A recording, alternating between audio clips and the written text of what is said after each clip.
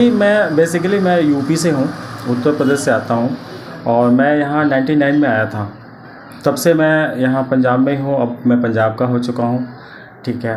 और राजनीति की बात है तो मैं 2021 में आम आदमी पार्टी चुनाव लड़ने का विचार इसलिए आया कि मेरे जिस पंचायत से मैं आता हूँ, बड़ माजरा कॉलोनी पंचायत है मेरा, इसमें हमारे प्रवासी लोग बहुत ज़्यादा रहते हैं और प्रवासियों को ध्यान में रखते हुए ना कि इनके साथ थोड़ा सा धक्काशाही होता है विकास के नाम से। तो ये है कि हमारे पास ज़मीन नहीं है। हमको हमारी इस पंचायत को सिर्फ पॉपुलेशन मिला है, जनसंख्या मिला है। सरपंच आके भी कुछ नहीं कर सकता क्योंकि उसके पास ज़मीन नहीं है। जप स्टडी वो कंपनी है जिन्हें हुणे 5.5 बैंड ਦੇ ਨਾਲ ਆਸਟ੍ਰੇਲੀਆ ਦੇ ਵੀਜ਼ੇ ਲਗਵਾ ਕੇ ਦਿੱਤੇ ਨੇ। ਤੁਸੀਂ ਸਿੰਗਲ ਜਾਣਾ, ਸਪਾਊਸ ਜਾਣਾ ਤਾਂ 100% ਵੀਜ਼ਾ ਹਾਸਲ ਕਰ ਸਕਦੇ ਹੋ। ਜਪ ਸਟੱਡੀ ਦੇ ਕੋਲੇ ਅੱਜ ਹੀ ਆਓ।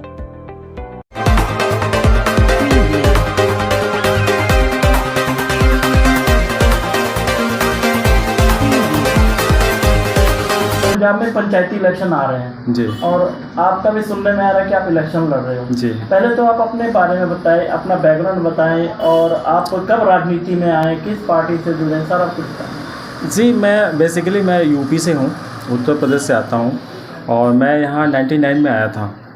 तब से मैं यहाँ पंजाब में ही हूँ। अब मैं पंजाब का हो चुका हूँ, ठीक है। और राजनीति की बात है तो मैं 2021 में आम आदमी पार्टी ज्वाइन की थी और तब से मैं पार्टी के लिए सक्रिय हूँ। पार्टी का जो भी आदेश होता है, जहाँ भी ड्यूटी लगती है, हम पार्टी के लिए सदैव तत्पर रहते हैं 24 घंटा। तो आपको सरपंची का चुनाव लड़ने का विचार कैसे आया? जी, सरपंची का चुनाव लड़ने का विचार इसलिए आया कि मेरे जिस पंचायत से मैं आता हूँ, बड़ माजरा कॉलोनी पंचायत है मेरा, इसमें हमारे प्रवासी लोग बहुत ज़्यादा रहते हैं और प्रवासियों को ध्यान में रखते हुए ना कि इनके साथ थोड़ा सा धक्काशाही होता है, विकास के नाम से वंचित हैं। हमारी सरकार ऊपर से तो बहुत कुछ भेजती है, लेकिन एक आम इंसान के पास ना वो सारी चीज़ें, सुविधाएं नहीं पहुंच पाती हैं। तो मैं इसलिए पंचायत का चुनाव लड़ना चाहता हूं, सरपंच का, ताकि जो सरकार द्वारा चलाया गया जो भी स्कीम है वो ज़मीन तक आए। एक हर इंसान का उसको आप कह सकते हैं कि उसका अधिकार है कि सरकारी चीज़ का लाभ उठाना।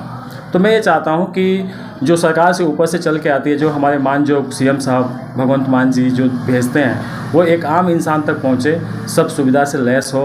जैसे कि हमने अभी 800 कुछ मोहल्ला क्लिनिक बनवाए, बढ़िया इलाज हो रहा है। स्कूल ऑफ फेमिनेस बनवा रहे हैं जिसमें अब बच्चे अच्छे तरीके से पढ़ रहे हैं और फ्री पढ़ रहे हैं, फ्री ऑफ कॉस्ट है।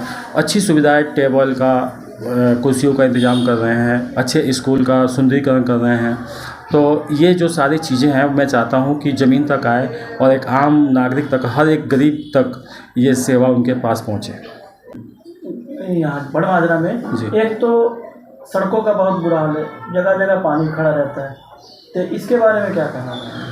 सर, सड़कों का जहाँ तक बात है, कुछ चीज़ें तो ऐसी हैं सर कि हमारी पंचायत बड़ माजरा 2 हिस्सों में है जी।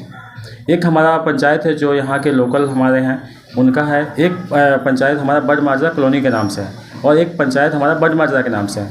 तो हमारे बड़ माजरा की जो आबादी, जो वोटों की संख्या है वो 7026 है, जिसमें 4400 कुछ महिलाएं हैं, बाकी के पुरुष हैं। और पॉपुलेशन की बात की जाए तो कम से कम 30,000 पॉपुलेशन है हमारे बड़ माजरा की। और कई स्टेटों से लोग, कई स्टेट के लोग आके यहाँ रहते हैं, माइग्रेंट लेबर हैं जो मेहनत मजदूरी करके अपना गुजारा करते हैं।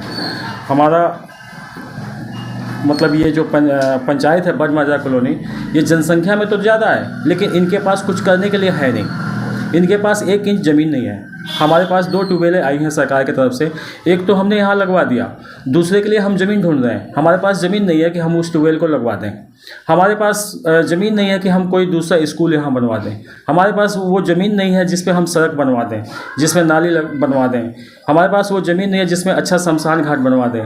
वो हमारे पास ज़मीन नहीं है जिससे कि हम एक सामुदायिक भवन बना दें, कम्युनिटी सेंटर बनवा दें, जिससे कि यहाँ गरीब लोगों के शादी विवाह होता है तो लोग ऐसी हवा मतलब बाहर ही करते हैं, टेंट लगा के, या जो पैसे थोड़ा बहुत जोड़ के किसी छोटे मोटे कम्युनिटी हॉल में 56 जाते हैं या एक फेस में जाते हैं, मोहाली के कई कम्युनिटी सेंटरों में जाके अपना शादी विवाह का फ़र्ज़ निभाते हैं, जो भी उनका रस्म होता है। तो हमारा सबसे पहले मुद्दा तो ये है कि हमारे पास ज़मीन नहीं है। हमको हमारी इस पंचायत को सिर्फ पॉपुलेशन मिला है, जनसंख्या मिला है। सरपंच आके भी कुछ नहीं कर सकता क्योंकि उसके पास ज़मीन नहीं है। कॉलोनी की बात कर रहे हैं? मैं कॉलोनी की बात कर रहा हूँ जी। अच्छा।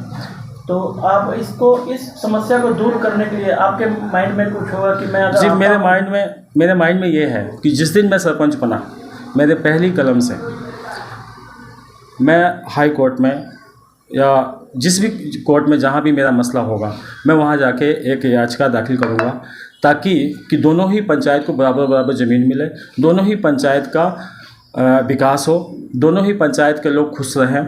सरकार के द्वारा जो चलाया गया अभियान है, दोनों ही पंचायत के आम जनता तक पहुँचे। ये मेरा पहला काम होगा। जितना हो सकता है मैं अपने एमएलए से, हमारे और चेयरमैन लोग हैं, हमारे पार्टी के जो वरिष्ठ नेता हैं, उनसे कह सुन के जो हो सकता है चीज़ें वो हम कर लेते हैं। जो नहीं हो पाता है वो नहीं कर पाते हैं। जैसे कि ये कॉलोनी बसी हुई है, एक ये जिम्मेदार की ज़मीन है, ये सरकार की ज़मीन नहीं है, एक जिम्मेदार की ज़मीन है। और जिम्मेदार उस कॉलोनी बना के दिया था, उसमें वो किराए लेते हैं। उसमें ना जिम्मेदार की गलती है, ना यहाँ के लोगों की गलती है। सुविधाएं से वंचित हैं। हम किसी जिम्मेदार के ज़मीन में सरकारी काम करा नहीं सकते। सबसे पहली बात तो ये है सर कि कॉलोनी के अंदर तारों का जाल है, जो इलेक्ट्रिसिटी हमारे तारे हैं वो नीचे ज़मीन पे गिरे हुए हैं। कभी भी कोई भी बड़ा हादसा हो सकता है। आए दिन मैं ये देख रहा हूँ कि एक साल में 2 गाय मर चुकी हैं, ठीक है। तो उन गायों के लिए, उन गायों का क्या कसूर था? यहाँ पे ना हम जिम्मेदार, जब भी मैं बात करता हूँ किसी अफसर से तो वो ये कहते हैं कि आप तो हम जिम्मेदार की ज़मीन प्राइवेट लैंड में हम कुछ नहीं कर सकते। उनकी भी बात सही है, प्राइवेट लैंड में वो कैसे कर सकते हैं। तो लेकिन मेरा ये मानना है कि जिस दिन मैं आऊँगा, सरपंच बनूंगा, उस दिन मेरा ये कोशिश रहेगा कि जैसे भी हो उन तारों का जाल को हटाया जाए।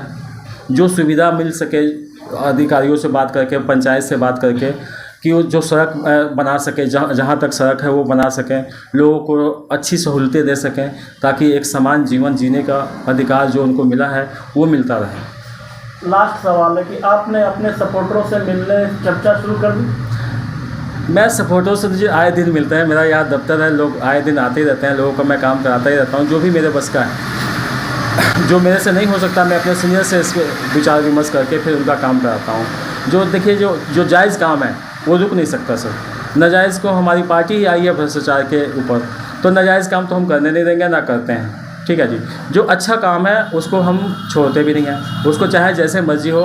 हमारे मानजोग एमएलए साहब हैं, हर बात को सुनते हैं, उनके बेटे हैं, वो हमें तवज्जुह देते हैं, हमारी बातों को सुनते हैं, तो सारा काम हो जाता है जी। लोगों का बस ज़्यादा, मतलब मैं कहूँ तो ज़्यादातर परेशानी ये है कि जो हमारे सामने ये टोबा है, बरसात के दिनों में पानी भर जाता है, तो इस टोबे के लिए भी कुछ ना कुछ करना ही है। अब एमएलए साहब भी इस पर ध्यान दे चुके हैं, तो इसकी सौंदर्यीकरण भी करना है, तो ये आने वाले टाइम में ये हो जाएगा।